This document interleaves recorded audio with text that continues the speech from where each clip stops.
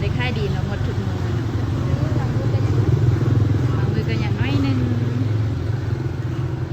ตรงนี้เดิมมีแค่ค่ะ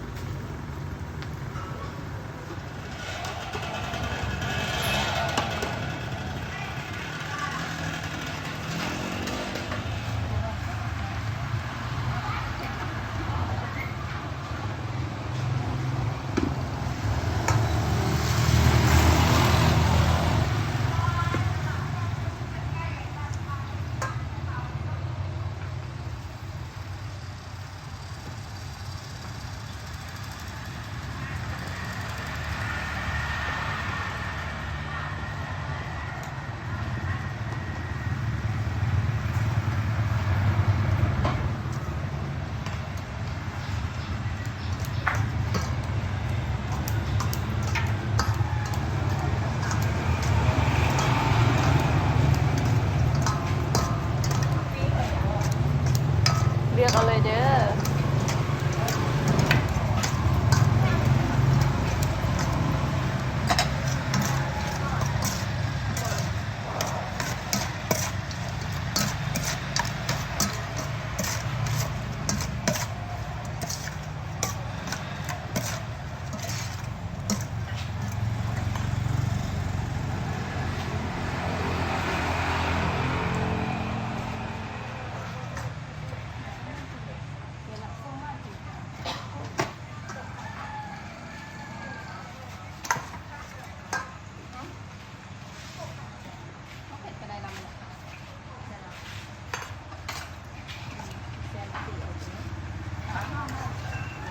ส่งไปนี่เลยเนาะ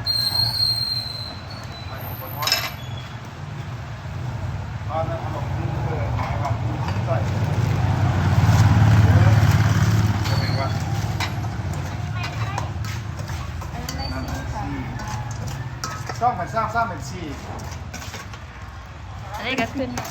อันนี้ก็ขึ้นราคากับตามเศรษฐกิจจนที่ว่าอย่างนี้แหละยำยังคิดหนึ่งละ6,000กีบคือเก่าอ่ะ เราคิด7,000คิดละ7,000กีบ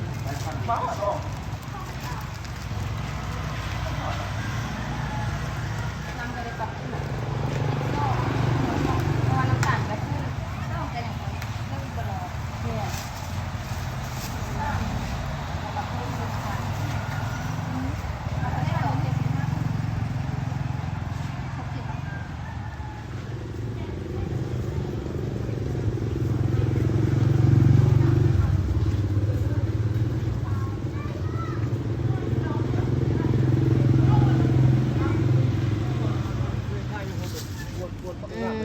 ตัวก็งาม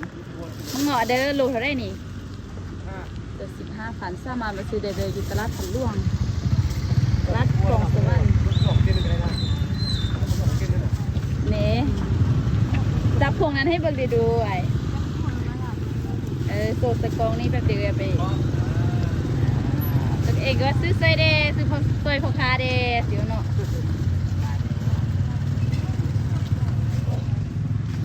ใส่เด้อ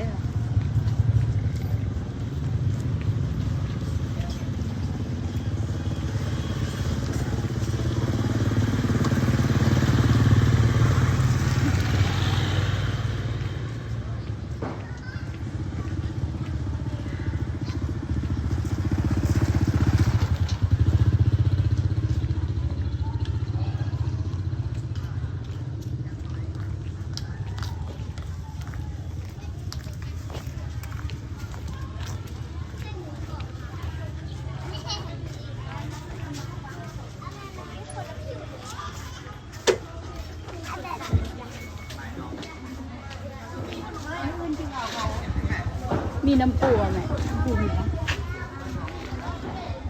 กองพันได้กอง15เสียบละน้ำปูปู่เขาอันนี้อัดเลยอันนี้เอาไว้เป็นปีกกันนั่นอาจารย์สั่งนั่นนะผู้ดี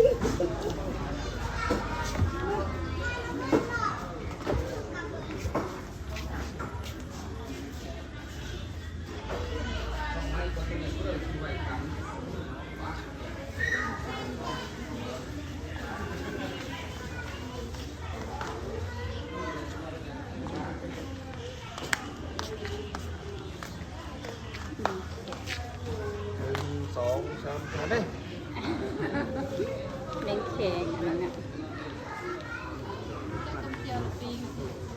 ปีเอาเส้นไม่ยังอาหารเนาะแซ่บที่สุดความใหม่ ใช่กับผม เบิ่งดู